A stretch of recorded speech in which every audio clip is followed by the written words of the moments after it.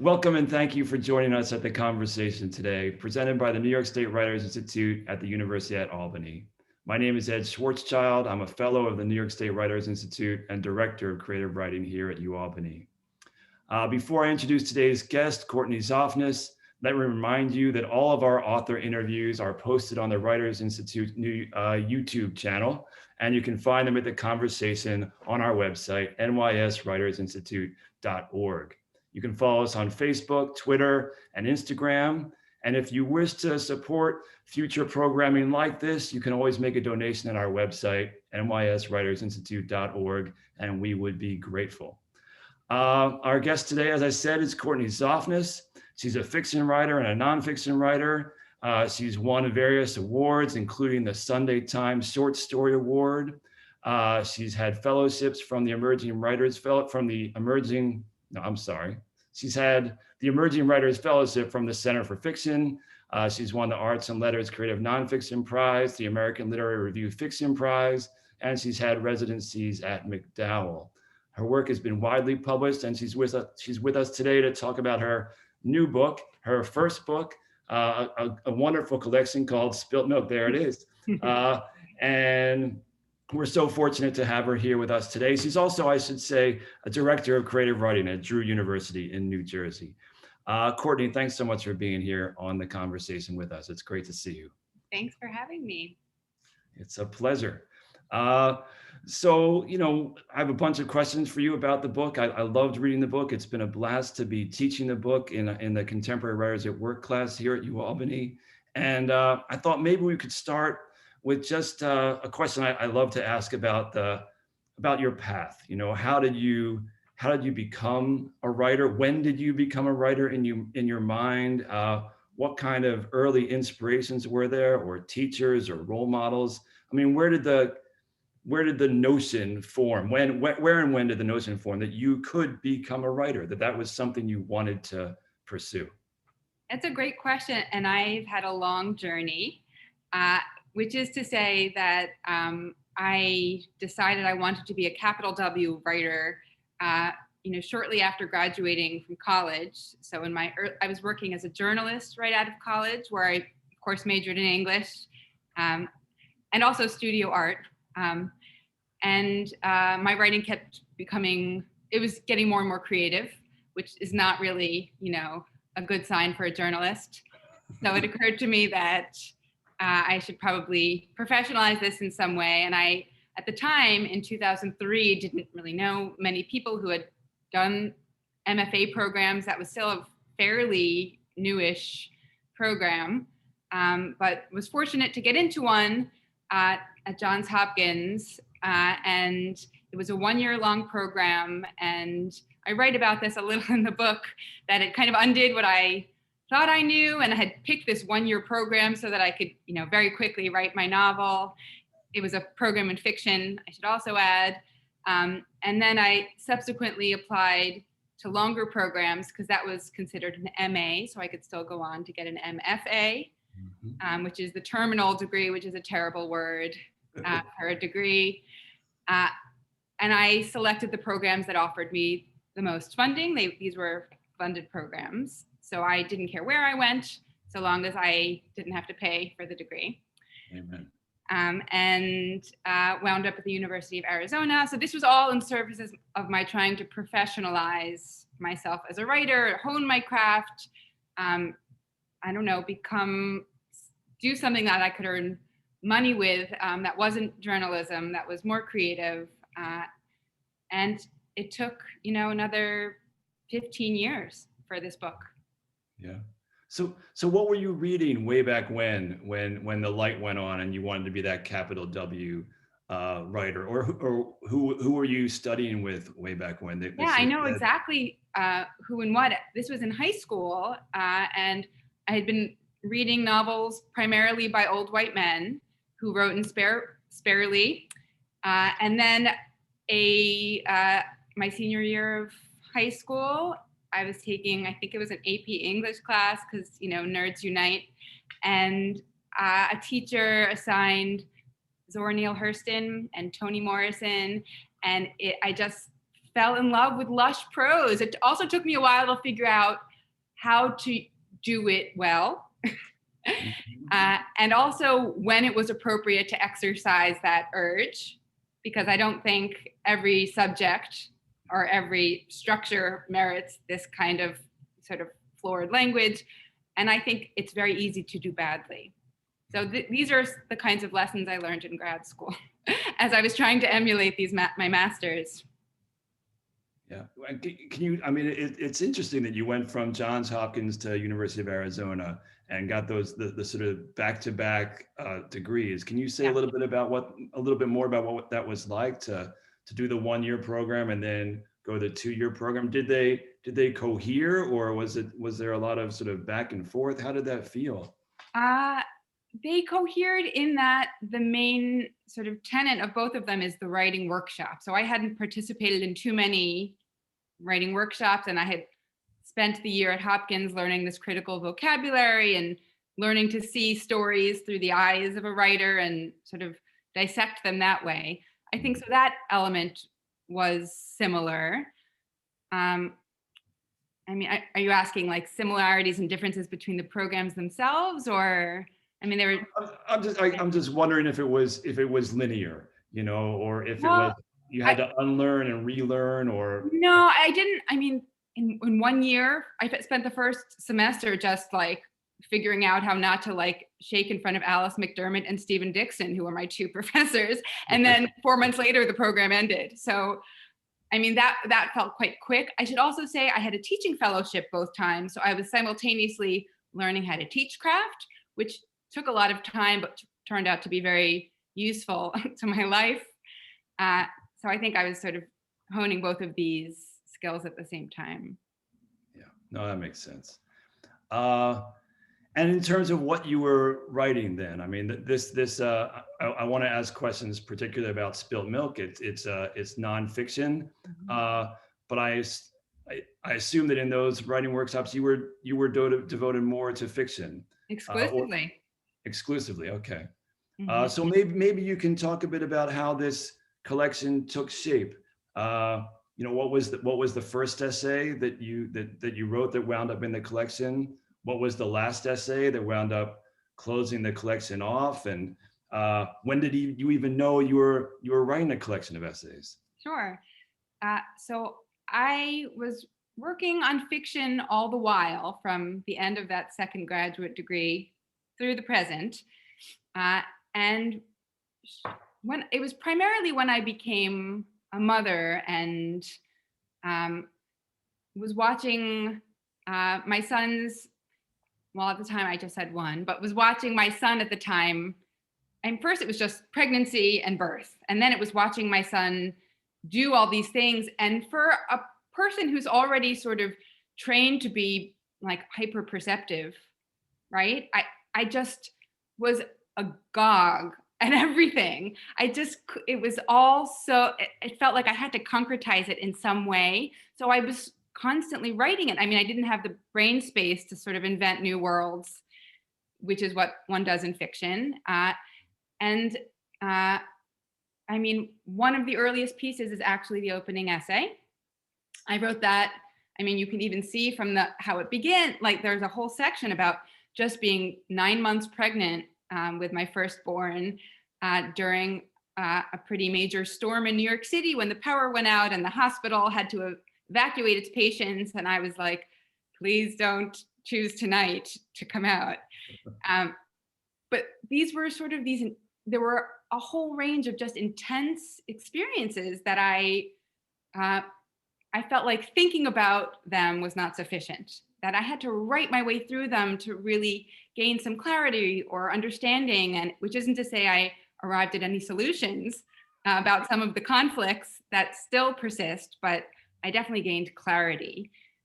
So that's, I think, how the nonfiction began to move forward. In terms of how it became a book, I was writing these alongside writing fiction and never thought that I was working on a book.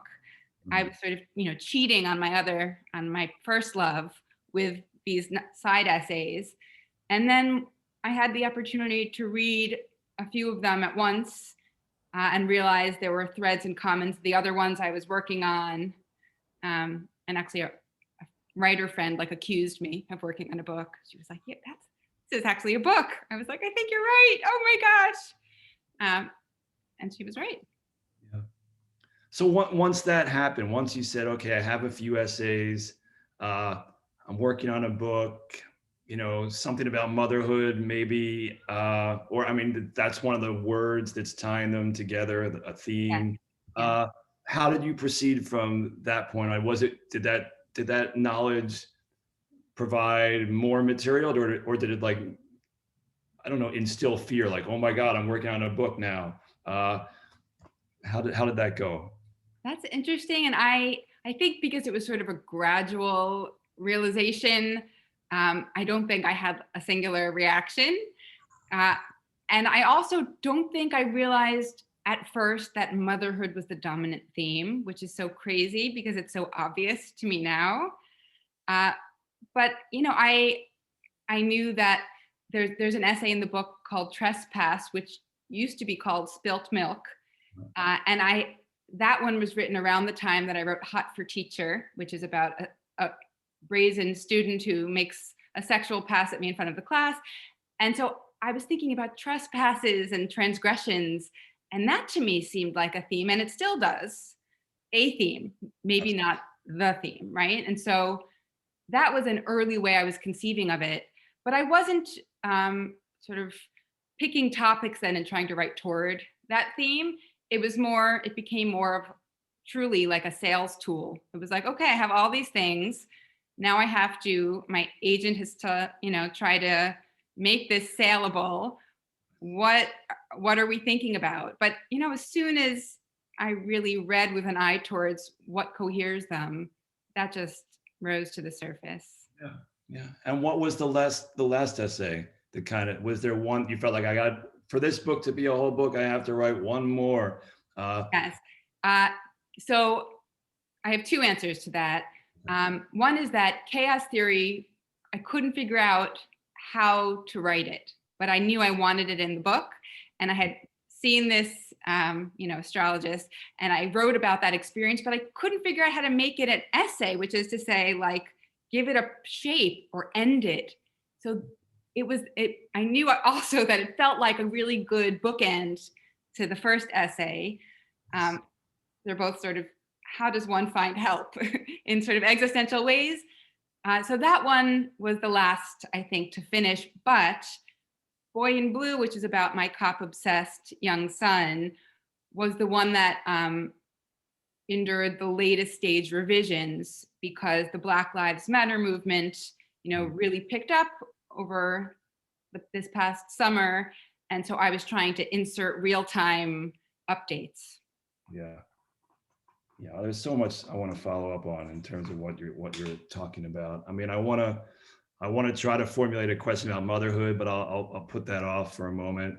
I want to talk about the idea of inheritance as another sort of major theme of the essays. But maybe first, just because you mentioned it, you were talking about the struggle to find a structure for chaos theory, that essay.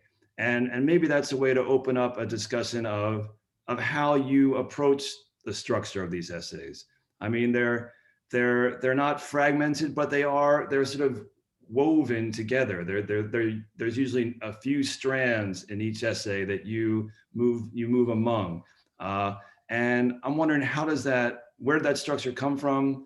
Where did you find it? How did you adapt it and make it your own? I mean, you seem so confident and assured as you just guide us from part to part of the essays, and I know students might read it, people might read it and say, oh, that looks so, it's so easy, but there's no How way. hard could it be, Ed? How hard could it be? Yes, it's a refrain. I mean, how did you arrive at it? How do you make it look so easy? What is it like when you're actually putting these essays together? So I wish I had a clean, easy answer for you to say, like, the solution is, the approach is. I will say revision is the way it looks easy. because I am really sort of possessed as a reviser, and I spend a lot of time working over and over. I'm not a reviser usually who starts over and rewrites something from scratch. Much to my agent's dismay, because I'm kind of sluggish, I like, really massage my sentences along the way. It's such a pain in the ass. Can I curse on this? Uh, and I think it's through revision that I often figure out the right shape. So I don't, I play with a variety of structures. There are a few that I like knew immediately what shape they would take. I could say the essay Trespass wrote itself very quickly, in part because I think it was a story it was an experience that I'd had. I sort of metabolized it, and I think I was sort of writing it in my mind for a while before I committed it to the page. So that one sort of came out whole, and it's pretty chronological. Others, like Holy Body, which is organized according to a variety of blessings at a mikvah center, where I immersed as part of research. That one, it was sort of an experiment. It's like, let's see what happens if I wed myself to this structure. And I also just had so much material for that one that I felt I needed a container, a built-in container to fill. A mikvah for the mikvah. No. I'm saying that essay, I was writing about surrogacy. Oh, you're saying a mikvah is a container? Yes. Yes, I needed a mikvah. Yes, exactly. Yes. Can you give an example of one of those ones that you had to revise to discover the structure? I mean, maybe Chaos Theory is that essay, or maybe there's another one where it sort of resisted you and then you figured it out. Yeah, I'm literally looking at the table of contents. Let's see. I mean, Boy in Blue. There is a thread in there about the benefits of dramatic play, and that was a late edition. It didn't used to have that. The essay used to be primarily about, not primarily, but equally about my own transgression, and that wound up being boiled down to a paragraph to really highlight my son's, obsessive attachment to police officerhood. Yeah. So I think once I figured out that did some research into how dramatic play is beneficial to a child, I started to think more about what is my son, really seeking here. Yeah, that's great. That's great, and it's so good. We can't be reminded enough about the just sort of crucial practice of revision. There's none of this happens without revision. And I'll add also having close readers who say, this is falling flat, or this, you're missing a layer here, or what are you going for? Yeah, so I think revision to me is very wedded to readers who tell me what to do. Yes. In terms of the other questions I wanted to get to, this idea of inheritance, right? I mean, it's another, I mean, motherhood is certainly a central theme of the essays. Inheritance is connected to motherhood in ways we could talk about, but what was your thinking about inheritance in the essay collection? How has your thinking about inheritance changed as you've gotten to the end of the collection? I mean, one thing I love about the collection is that, and I think you've referred to it yourself already, this way in which there are plenty of questions that arise, and they arise regularly, but we're not promised answers to these questions. We're promised some time with the questions. We're given the opportunity to reflect seriously on the questions and maybe see them from a new angle, but we're not promised answers. And I wonder how you feel about inheritance in that way. So I think my thoughts about inheritance, yes, are connected to motherhood, but I also explore spiritual inheritance here and cultural inheritance. And so what I assimilated as a white person growing up in a middle-class community, and what I'm passing on to my sons who are experiencing something similar. And then my conflicted relationship to Judaism, but the connection and obligations I feel as a Jewish person. So the inheritance of the stories and the history, which I feel like if one has grown up in a house where folks are observant, this is, you cannot escape these sorts of narratives. Or even if you just go to, Hebrew school, they're there too. So I'm trying to remember what the second part of your question was. It was about inheritance, but also you talked about something else, and now I lost. Yeah, maybe it might not have been the most. It was a question that swirled around. It was a question that could have used some revision. Sure. But I mean, I guess it's what should we take away about inheritance? Oh, you were asking about questions that have no answers. That's right. Yes. Right.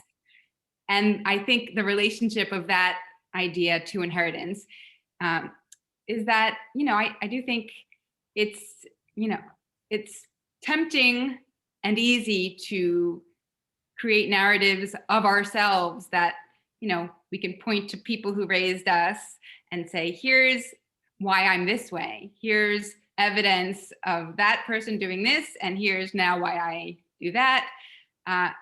But I do think becoming a parent to two totally different children broke me of that temptation in ways, because, it's very hard to tease out what one has truly inherited, and inherited how, biologically, environmentally. So I think I've started to reconsider that notion, which the opening essay touches upon. It's like, can we really know what we're doing to our children, giving to our children? I think but many of us will do our best to try to, have a positive influence, but jury's out to me. It seems like, yes. How can we tell if this matters? No, there's that lovely line where you or the speaker in the essay says, it's you, I am both nature and nurture. That these things that we're tempted to separate, but they're wrapped up in each of us, and it's not so easy to pull one apart from the other. And it's just one of the many powerful moments in the essays, and as you suggest, or we've been saying, it connects directly to the experience of motherhood. I hesitate to formulate a question about motherhood, but I was jotting down notes, and I mean, I'm still not sure how to ask it, but how does motherhood and faith connect? Does being a mother create more powerful faith in things? Does it create a different kind of belief system? Does it make you reevaluate the belief system? How did motherhood shape your sort of ongoing struggle with belief and faith? It sounds like you're talking about spiritual belief, right? Not just like faith in, reading or something. You mean like divinity? That's right. Well, I think it imposes, I feel this as a Jewish person. I have some Jewish friends who feel similarly. It imposed this pressure to make a decision about how or if to pass these traditions and these beliefs along. And I felt that really early on when I declined to have a bris ceremony for my son because of this, eternal covenant with the Lord. And I'm an agnostic person, and I couldn't, I wasn't sure how I felt about that, but I also felt guilty for breaking that chain. I don't know, clearly still conflicted, unsure. So but I felt like from birth, I was already having to make decisions about my own faith, or and what I was going to potentially pass on, because he would have his baby album. Look, your 7-day bris, like forevermore. Yeah. So I don't think I have gained too much clarity, but I've certainly had to make decisions. Yeah, no, I mean, we're talking about Judaism and particularly Jewish ceremonies, but I think these essays read like essays that would appeal to anybody who has questions about faith of any kind. You know, they're not limited to just people who are struggling with Judaism. It's just about Right. anybody who's trying to figure out what role faith has in their life, or what they're going to pass on to their children. Right. So that, I'm at that, it's another I mean, I just think these essays would speak to anybody, and man, woman, you know, Jewish, Catholic, whatever. I'm gonna hire you to be my publicist, Ed. No, they're just so powerful and strong and moving. Can you talk about how, I mean, today, I guess you're not teaching today, but that's a rare day for you, I imagine. Like mostly during the week, you're doing a lot of teaching at Drew University and directing the program, and I'm sure reading theses and doing all kinds of committee work. How do you balance those, or how do you wear all those hats? Like you're a writer, you're teaching writing, you're doing the sort of work that keeps the department going. How has that affected your practice and your work? I don't wear all the hats very well simultaneously. For example, and this is, I think, in part because of the pandemic and having, you know, small children who are home way more often than they may have been otherwise, and also being on a book tour, there's no bandwidth for writing right now, which is heartbreaking to say because, I mean, you know, I'm still doing little scribbles here and there, but there's no sustained practice. And I find that to be the case usually when I have busy semesters teaching 3 classes and a literary magazine and work that I find truly enriching. But I find also the sort of challenge of trying to do this other thing I find to be truly enriching while being a mother. Yeah, no easy answers to that one. Nope, sorry, Ed. I mean, Questions. One thing we've been talking about in my class, and sort of invariably in any kind of creative writing class when we're talking about writers who do fiction and nonfiction, is that question of what it means to use the material of your own life and to kind of own it, you know, and to make yourself vulnerable, to sort of open yourself up in that way. And I'm, with these essays, I'm wondering what that's been like for you in terms of other people in your life, your parents, your children. I don't know if your parents are alive or not. I should have looked into that. But what has it been like for you to, yeah, as someone who started as a fiction writer, where you're inventing worlds and maybe characters wouldn't transfer immediately into your family, to sort of publishing nonfiction, and suddenly, you know, there's your mom on the page, and your mom reading the book, or there are your children on the page, there's your husband on the page. How has that process gone for you? What's it been like? I think there's a reason it also took a long time for this book to, you know, get published, or for me to commit all the material to the page, because I had to sort of ask myself questions about where my comfort level was, and what constituted an important story, important enough to, you know, print and circulate, whatever, not just live in my journal. And I should point out that this is a very carefully curated book, that most of the sort of difficult material of my life and my family's life doesn't live in this book, which, you know, I think people who know me find surprising, because they're like, oh, it's an autobiography. And it feels to me so much not that. It's, while I do reveal, you know, things that folks who, you know, may not otherwise know, it's handpicked, you know, and carefully presented. And also, I think part of what guided the picking of stories is it was important for me to have stories that tied to and reflected larger issues, that this is not just me fetching, you know, about something, but it's, you know, here's the plight of being a nursing mother in the world. Here's the plight of trying to be a responsible, you know, mother of a white boy who dresses like a police officer. Like, how do you have these conversations? It felt to me like I wanted to write stories that transcended my personal experience, and that was one of my guides. Yeah, that makes a lot of sense. And so people haven't responded poorly. They haven't objected. They haven't said how dare you put me on the page, or your parents have been okay. I mean, I will say on balance, okay. I think there's been some hard conversations, but on balance, they are proud of me. Well, as they should be, yes. No, that's great. Thank you. I mean, it also, I mean, one question one has when you pick up the book for the first time, right? I mean, they've done a wonderful job at McSweeney's designing the book, as they always do.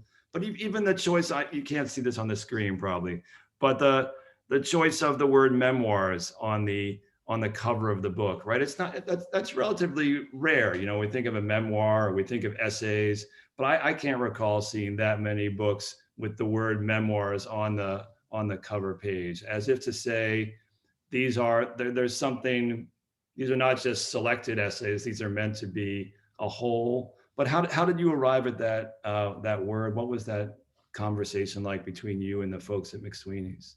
It was a conversation. I think the word also evokes the personal Absolutely. nature of the work. Absolutely. That seemed important because a lot of essays look outward, and these do both, I hope, but also very much look inward. So I think a lot of reviews have talked about it as a memoir in essays, Yes. sort of niche genre.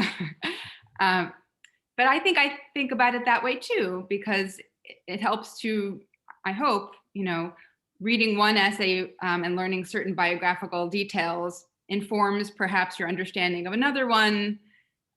So there's a way in which both information and theme pull a reader through.